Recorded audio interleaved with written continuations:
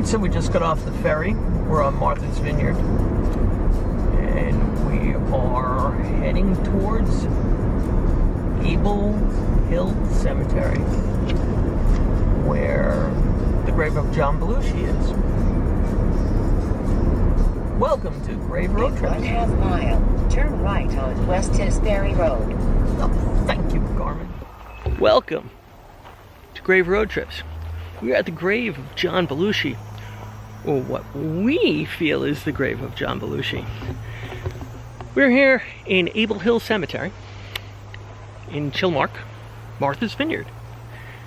And we are not going to disclose where the grave is, out of respect for John Belushi's wife, the rest of his family. But we're pretty sure we got it right on the money. So where the grave is at the entrance to the cemetery is where we will continue the reading. Absolutely. He's thanking us with a lot of gratitude, my friend. He's doing this to me. God, I thank you very much for that, for honoring and respecting my wife's privacy. I am so excited that you're here. He goes, I'm having you role play. I'm having you play who people know who I was. That cool dude with the fedora and the glasses and my man, my brother Dan. My brother Dan. This is how I want people to remember, like, cool. And I have you role playing in that. He apologizes for the heat, but he said, never let them see you sweat. Never let them see you sweat, because I know that's an old thing, but never let them see you sweat. I want you to remember what we were talking about yesterday. He said, I apologize for interrupting your Buddhist chanting. He's laughing, but that's some really cool shit. Really cool shit. He's, I never, if I had gotten into something like that, things maybe could have changed. You know, he says, I'm looking now, and like I told you yesterday, I'm looking at Tina. Man, that woman, I gotta give you credit. I gotta give you credit for putting up with the shit that you put up with and dealing with what you did, and you strong woman. Because I'm telling you guys, if you ever say anything bad about a woman, anybody who can give birth, anybody who put up with our shit, that's strong. He goes, we don't even come close, so don't even bother. Remember, the wife is always right. And you can attest to that. Always right, no matter what. All women should be treated like a flower. He goes, I know this doesn't sound like me, you know, the wild, crazy, animalistic, insane, cool dude. He said, but I'm speaking from the heart because I've had 36 years of thinking. I had 36 years of looking down and seeing what's going on. And I see how much heartache it has caused.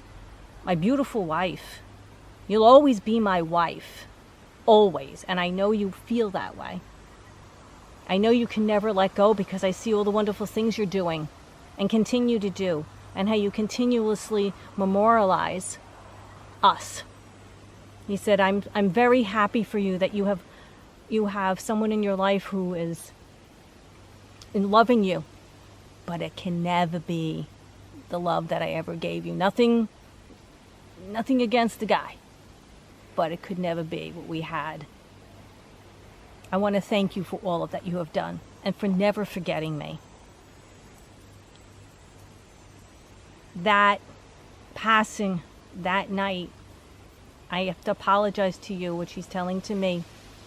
Apologizing to me for making me feel something in my throat, for making me feel that pain that I was feeling, as if something was put down in my throat, or as if something made me throw up and was the cause of my death. And he goes, I don't want to get into the details of my passing, but I just want to validate for those who need the validation. Jude, Dan, Jimbo, my bro, my family. For them to know that it is me. I am speaking. I am here. Like I said, I had 36 years of thinking to do. If I could have changed, if I could have stopped, if I could have had the strength, man, the strength to just stop doing what I was doing. I just couldn't do it. And they're what we call here, like when you're on earth, it's a demon. It's a bad thing. And it comes over and it takes you over. Now that I look and I see all the fantastic freaking things that everybody's doing, if you want to do anything to memorialize me, do something with a serious purpose, man. Do something with a purpose. He goes, I want you to do more. He goes, I have like a vision. He goes, like I was saying to you yesterday. He was talking to me, but I was saying to you yesterday, you know, not a Betty Ford clinic or something like that. He goes, I want to see you help the people that are so freaking stuck in their heads. They're stuck in their heads. Help them. They need a place to go. They need a place where they have the support. They can get off this kind of shit. Stop this stuff. Turn it around. He goes, make it into like, you know, acting. Act out how you feel. Turn it around. You know what to do. You guys know what to do. Dan, my man, you know what to do. Jimbo, you know what you need to do. It's a project. He goes, I'm just tossing it out there. You run with it. I think you have some ideas. I think you know what I'm talking about. It's going to be an expansion of some more things of what you guys have been talking about. You got some things going down. You really got to dig deep. You got to dig deep and you got to bring it out from the heart, man. You got to bring it out from the heart. He said, because seeing what I'm seeing, it'll change lives. He goes, look at all I did. Look at all I did, man. I made people laugh. I did all sorts of crazy stuff. I was known for crazy stuff. But I don't want people thinking, because you know how those people think in their heads, it's just okay to go that wrong path of doing all the wrong things to totally fuck up your life. There's just so much more. If I had known that, and I had just taken and embraced a little bit more, and that chanting shit, that is just freaking like, you had me going there for a while, and I'm so sorry I had to interrupt you. He goes, but you just got so into your head with that everything else just disappeared. If more people can do stuff like that, Tina, man, like, wow. If anybody, you know Tina Turner's story, you know her story. If you don't, freaking look her up, man. Because if you see what that poor woman went through, and I can't say poor woman, I gotta say a strong, badass woman. She got out of that. And it's a weakness. But when you have the strength and you do something that you can connect to, far surpasses. And that's what you have to do. Because I don't want to get on a bandwagon here and all that crap, because everybody knows me as that wild, crazy ass doing the cartwheels, you know, just singing the blues brothers. That's how I want to be remembered. But I want these issues of how I died to not be a focus for people who have like weaknesses. Not to admire me because of the weakness that I had, but admire me for the fact of how I went from this to this. And you can strive for anything that you want to strive for. You want something bad enough, you can get it. But if you've got some kind of roadblock, man, you're going nowhere. Because you understand what I'm saying to you? You guys know, anybody who's watching this right now who's got themselves stuck in their head, put a fedora on, man. Put a fedora on and some glasses, think of me, and make a life change. Make a life change for the better. I am so sorry, Jude.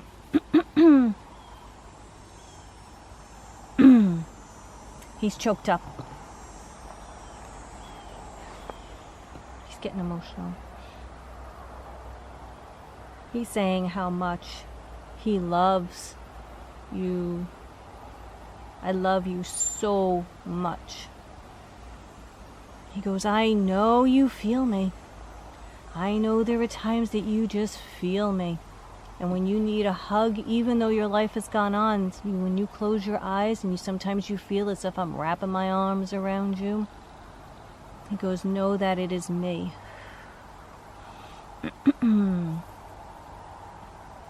That it is me. He goes, every day, even upon your waking, there's something of me around you.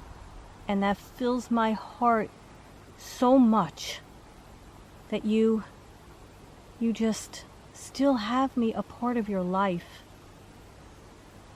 And I am so sorry for fucking dying on you that night. Like that. It literally kills me. No pun intended, but really deeply killed me. If I had known, I never would have done that to you. I want you to know that. How you cried at night, how you cried smelling my clothes, just trying to feel me and smell me, laying in bed. Thinking of those good times. He spit seriously. He goes, I'm trying to be serious, but I don't want to be so serious. Because I'm not really known to be such a serious guy. But I just want to know how deeply I still and always will love you, Jude. Always.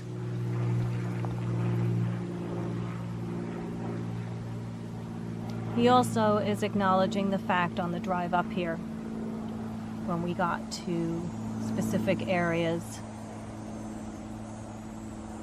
he showed me signs. He showed me Blue Moon beer on a billboard. He showed me, what else was he showing me? He showed me Blue, which I associated with Blues Brothers. He showed me the ferry, Martha's Vineyard ferry, and then he showed me the samurai. Yeah.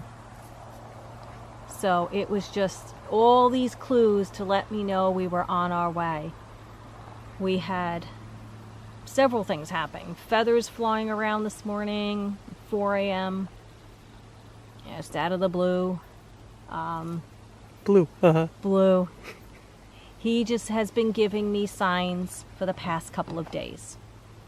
The importance of acknowledging the fact that, yes, you can hear me, and he's just extremely excited. He's trying to hold back on his language, as he keeps saying. But people who know me know I used to throw that word around all the time. All the time. Sorry to Dan, my man, for the heartache. And his brothers for the heartache. Again, he just wants to apologize. Just want to get that out there, let it be known. Not to repeat myself, but I just want to let it be known that I see you, I'm hanging with you all the time. I'm feeding those ideas into your head. You got ideas, guys. You got ideas. And you're trying to figure things out. Just listen. Listen, pay attention, go with your gut. Because I'm the one steering the bus. So where is he now? What is his heaven? He said he goes, I am on set. I am on set. I just feel my home base is with my man. I'm sometimes I'm hanging. I'm doing this. I'm with Dan all the time. Sorry, dude, but we are just peas and carrots. We are just always together. We are doing things. Even though I am here in my heaven, I am in my heaven. I am looking down on everybody, but my peace is the craziness of being on that set of SNL. That being there, and then just doing our Blues Brothers gig. He goes, that was just, that's my happy stuff. That's my happy stuff. He says, but then I have my time with my Jude. I have my time with her. That is really my heavenly.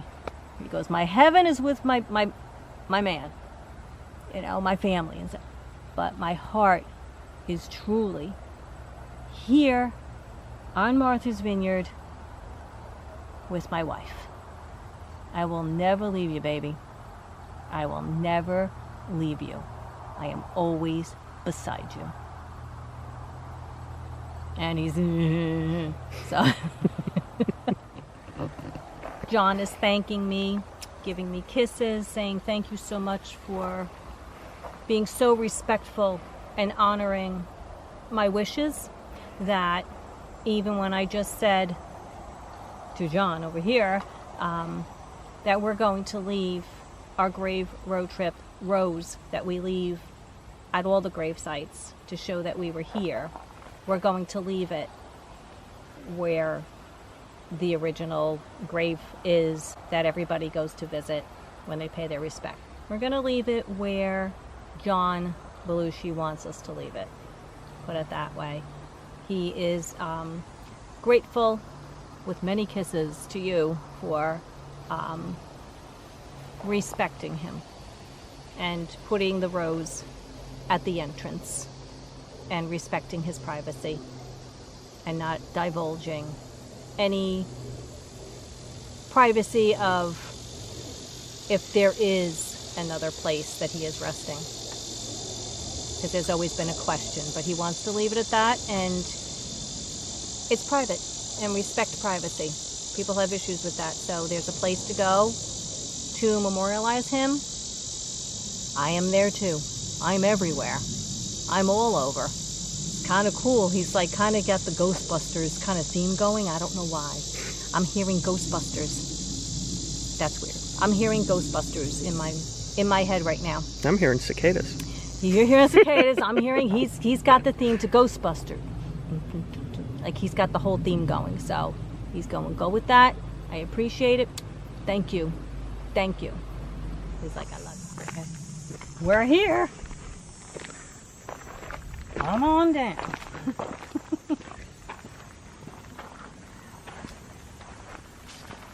Alright, this is the place where everybody comes to see me. I guess somebody was here recently. Mm-hmm.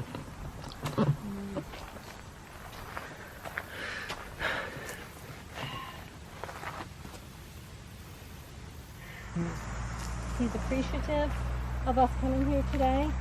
He had a whole skit ready to go, but he said, I know you're dying because it's hot. And he goes, I don't want you to think I'm in hell, because I was just going to say it's hot as hell, but I'm not in hell. He goes, I am in my heaven. I am so psyched, man, that you guys all come here, and you know, you look to me. It's like I feel like a god. I feel like a god that there's so much memorializing for me, and there's so much tribute to me. I want to thank you all for that, especially all of the gifts, but really the gifts are not necessary. He goes, I don't need to go into detail about the types of gifts that have been left here in the past. He goes, you know what I'm talking about. It's not necessary. Just come here. Just be at peace. He just wants to say that he just feels honored that this entire space is all his.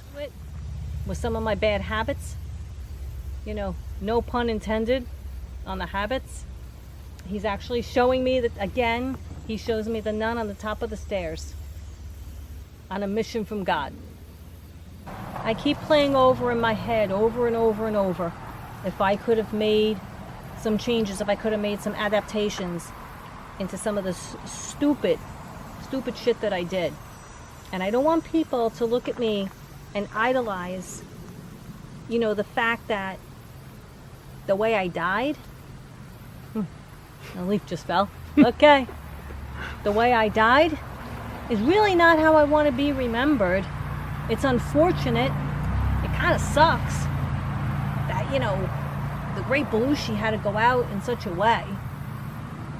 If I could have changed that night, if I could have changed a lot of things that I did in my life, I had so much opportunity. There's so many people who have so many opportunities. And I fucked up.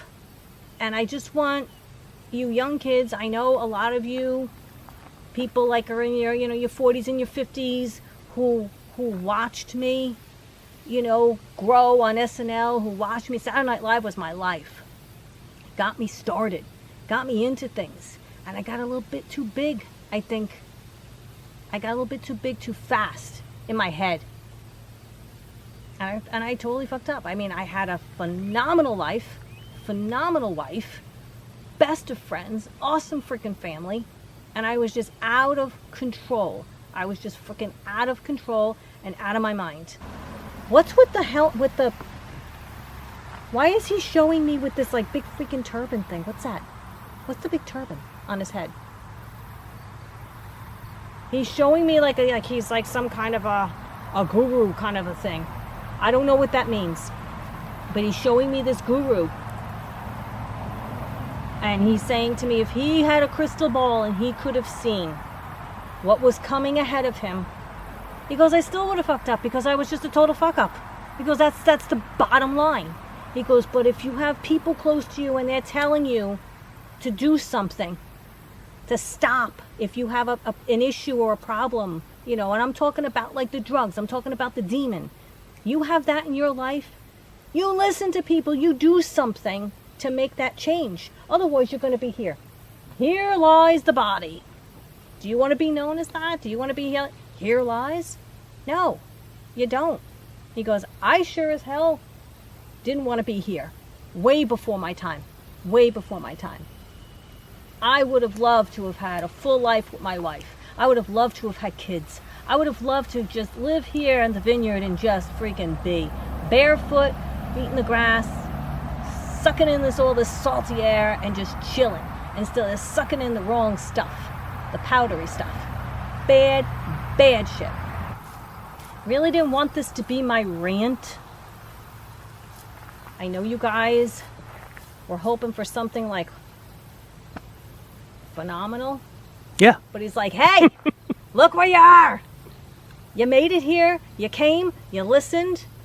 Most importantly, you're following what I'm saying. But the most important is for my brothers.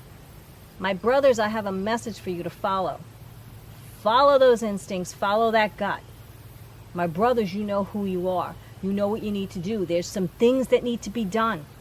You need to follow through on that. Follow the legacy. It's a legacy. Make it blown out of the water, my man. Dan,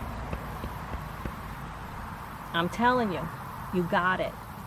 You got it. Tip a hat to you. You got it. Together, there's a team. He's showing me like there's like a team of people doing a project. He said, in this project, take it to another level and continue a project to another level. He's showing me that there are several projects underway, and he's speaking specifically to his wife. He's talking to Jimbo. He's talking to, he wants to say Elroy. Dan. Elwood. Yeah, he's telling me it's not Elroy, it's Elwood. He's saying that there's something that you need to do. Something that's been discussed, I guess, through the years, and it has to do with me. So it's important. It's important. There's the bee. Oh, he told me he was going to send me the bee. Yeah. And I'm sorry, but there was a bee right behind you. Didn't mean to get distracted, but there's a bee just right behind you. And that has something to do with a skit. He did a skit with a bee in Saturday Night Live. Yep. So he's validating for me that exactly what I just said, that goes out to Dan, Mr. Aykroyd, it goes out to Mr. Belushi, and it goes out to his wife, Mrs. Belushi, and I know she has another name, but he's telling me it's my wife, Mrs. Belushi. So you three people have a project and you have something to do. And he said, you gotta follow. I'm here.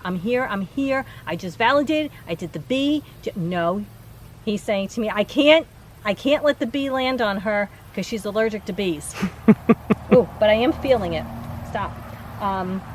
He's saying I have to be respectful because she's giving a message, and I'm waiting 36 years. I had a lot of thinking. I had a lot of time to sit and think about this shit. Not that it came overnight. I had a lot that I had to do to come into terms with what was in my head. But what I want you to know is that this message is for you guys. It's like, come on, you can do it. You know what I'm talking about. You know what I'm talking about.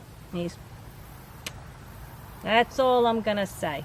I want to say thank you to everyone for coming here all the time and for showing their love, and to his family for their love. He just wants to say, I'm just so full of freaking love. And he is thanking us with so much gratitude and with so much of his heart for the respect and the honor, and not just ignoring him. He appreciates that. We want to thank John Belushi so much for talking with us today, sharing his thoughts, sending out his love to his family and friends and fans. And as a token from Grave Road Trips to John Belushi, we leave our token, our white rose, that we leave along the graveside after each reading. And now John is saying, if you like what you're saying, subscribe. You can subscribe to our page. John Belushi wants you to subscribe to Grave Road Trips. Yeah. He's like, this is freaking awesome. And I am so glad. Yeah, I can't shut up. I am so glad I cut in when you were doing Gilda. He goes, it was totally cool. And I'm so glad I was next on the list. I am so glad that you actually listened to. That's how I knew I can trust you guys. It's all about trust. It's all about trust. And that's a difficult thing. He said in certain situations, people are not trustworthy. He's talking to Mr. Ackroyd. Something about something that happened between him and somebody else or something, but Dan knows, and Dan's his friend. Take it to the grave. Something about trust and taking it to the grave. He said, validate that. There goes another B. Validate that.